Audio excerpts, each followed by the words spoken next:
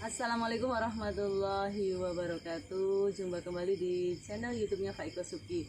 Alhamdulillahirobbilalamin, guys. Kali ini saya bersama seorang wanita super yang sukses, kemudian juga brilian dan memiliki banyak sekali bisnis yang memang beliau geluti selalu berhasil. Ini saya bersama dengan Mbak Susi Yulianti. Beliau adalah owner dari rumah makan Mergosari dan cabangnya itu sudah nggak kehitung, ada di mana-mana. Assalamualaikum Mbak Susi. Waalaikumsalam warahmatullahi. Gimana kabarnya, sehat? Alhamdulillah baik. Dan saya sekarang berada di salah satu yaitu Salapan Coffee. Nah, ini merupakan bisnis baru dari Mbak Susi yang memang diperuntukkan bagi putrinya yang baru lulus kuliah, juga akan belajar bisnis kepada beliau. Mbak Susi, saya ingin sekali ngalap ilmu ke Mbak Susi tentang bagaimana ceritanya sejarah Mergosari, kemudian kiat suksesnya hingga memiliki banyak cabang. Dan ini insya Allah akan memberikan inspirasi bagi siapa yang menginginkan untuk bisa bergelut di dunia bisnis. Gimana Mbak Susi? Kalau Mergosari itu awalnya dari nenek dari suami. Kebetulan kami berarti generasi ketiga. Mungkin untuk kiat-kiatnya saya mungkin awalnya bukan bidang saya kuliner, tapi karena mungkin saya sudah masuk di dalam Mergosari sehingga mau tidak mau saya harus belajar. Kalau saya yang utama satu adalah mempertahankan kualitas. Di sini mungkin kualitas rasa. Jadi saya berusaha tidak merubah resep yang diberikan oleh nenek dulu sampai sekarang, jangan sampai dirubah. Gitu, misalkan mengurangi bumbu sedikit. Jadi untuk saat ini karena saya udah ada beberapa cabang, saya bikin bumbu dasarnya, saya packaging. Jadi untuk yang cabang saya kirimkan bumbu udah di packaging, jadi mudah-mudahan rasanya sama. Dan orang tuh biasanya ketika akan memasak itu kan katanya ada istilahnya kayak good feeling, ada lagi bad feeling, lagi nggak mood. Itu bagaimana caranya meramu satu ramuan masakan agar tidak sampai ini berkurang cita rasanya. Saya punya temen yang ahli masak nih, tapi kadang-kadang dia bisa enak, kadang-kadang enggak, walaupun dia dikatakan sebagai pakar. Itu gimana? Itu biasanya takarannya. Jadi memang jangan merubah takaran. Misalkan untuk satu porsi ayam bumbunya apa, itu jangan sampai dirubah takarannya. Soalnya kita merubah sedikit pasti akan mengurangi rasa. Ya, mungkin kalau saya dari pengalaman saya yang agak berbeda itu karena dari air, misalkan air minum di suatu tempat itu kan berbeda-beda. Kalau di sini karakternya manis airnya. Jadi untuk makanan mungkin terasa lebih enak dan nikmat dibandingkan yang cabang saya di Gombong, karena di sana karakternya itu dekat laut, Airnya asin. airnya agak hambar-hambar asin gitu. Jadi untuk di makanan pun kadang-kadang nggak enak, walaupun kita kadang sudah beli pakai air mineral. Kadang-kadang mungkin di situ perbedaannya. Tapi kalau untuk insya Allah kalau takarannya sama seperti yang kita misalkan kita sudah punya pakemnya, jangan dirubah, insya Allah akan tetap sama. Jadi yang perlu digarisbawahi guys, bahwa bagaimana cita rasa itu tetap dipertahankan sehingga konsumen juga tidak akan komplain, karena ketika kadang enak kadang enggak mesti komplain. Ada mungkin kayak misalnya resep sukses lain Mbak Susi, orang kan biasanya bumbu dapur itu bumbu rahasia. Kalau misalnya ke Mbak Susi, kira-kira apakah itu juga dirahasiakan atau bisa di-sharekan kira-kira? Bisa di-sharekan. Kalau saya mungkin salah satu adalah kita menerima apa yang orang memberi masukan sama kita, itu salah satu mungkin bagi saya. Kita jangan tertutup dengan kritik, dengan masukan. Mungkin bagi saya itu juga penting untuk koreksi diri saya, kekurangannya apa dari masakan saya, apa kekurangannya, itu perlu masukan dari orang. Kalau untuk bumbu, Bapak Ibu ininya resepnya. Bumbu terserah. Kalau itu dipandang kira-kira bisa dipublish, bumbu nggak apa-apa. Tapi kalau itu menjadi rahasia, ya nggak usah. Kadang-kadang kalau saya itu kan pernah punya cabang yang masih dalam sehari nggak banyak masaknya. Jadi masak sedikit sama masak banyak itu enak masak banyak. Misalkan saya merebus ayam 2 ekor, itu beda dengan saya merebus ayam 50 ekor. Cita rasa mungkin karena dari kaldunya. Walaupun takarannya sama, itu tetap beda. Jadi semakin banyak kita masak semakin enak rasanya kalau saya gitu. Gitu, ya. Terus ada semacam pikiran dari orang, kalau misalnya orang biasa masak 50 ekor ayam, itu biarkan sampai dengan habis. Kalau misalnya nanti ditambahin lagi, itu jadi nanti nggak enak atau nggak laku, atau ada pikiran. Jadi itu Mbak Susi berlaku nggak seperti itu? Nggak. Itu kalau saya semakin banyak saya mau masak semakin enak. Oh kayak gitu ya? Iya. Iya, kalau di sini sih ayam goreng itu yang paling utama di saya itu pakai kemiri. Jadi kalau satu adonan itu misalkan untuk 50 potong ayam itu muncang maaf saya kalau pakai bahasa Sunda, kemirinya itu mungkin bisa sampai 1 kilo.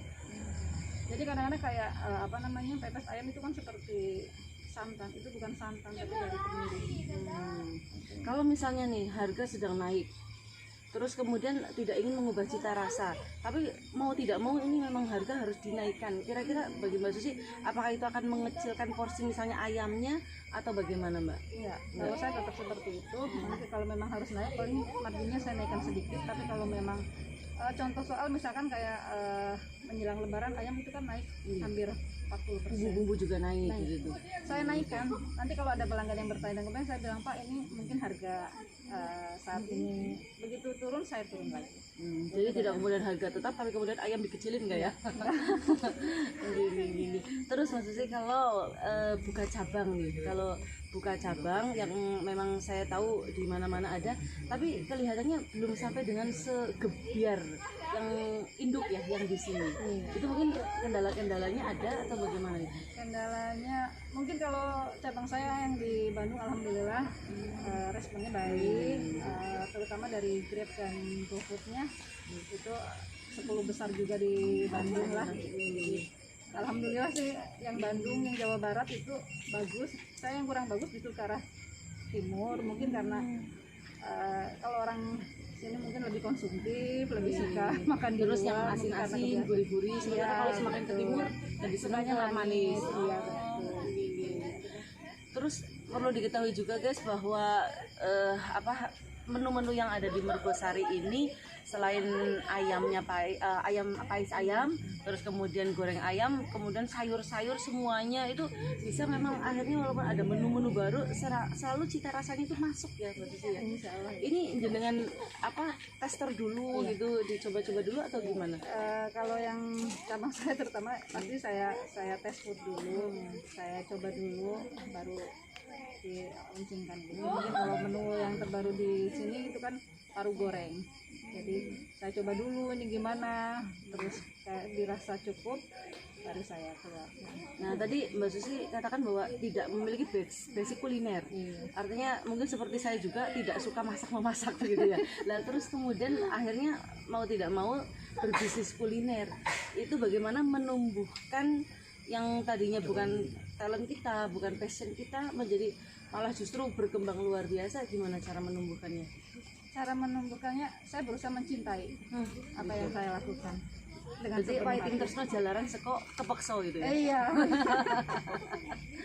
Manajemen yang dipakai oleh Mbak Susi dengan banyaknya cabang untuk controlling kemudian administrasi gimana?